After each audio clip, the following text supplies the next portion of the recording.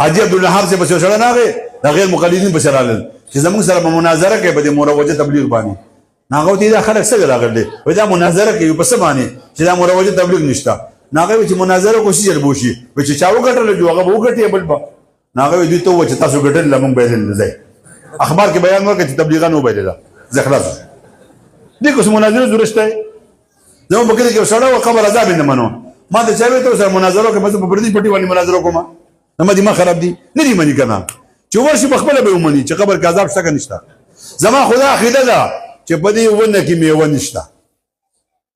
د کېلې په ونه کې کېلې نشته د مالټې په ونه کې میوه نشته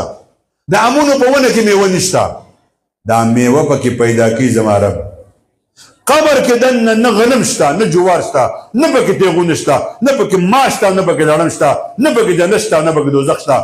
دې کې پیدا کی زما رب چاته جنت کی چاته دوزخ کی چې ورشي بخپله به ته پته ولګي چې شته که نشته اوس په دې به زه مناظره کوم چې په قبر کې عذاب شته او که نشته تاسو خبره ده مولانو دې نه واوړئ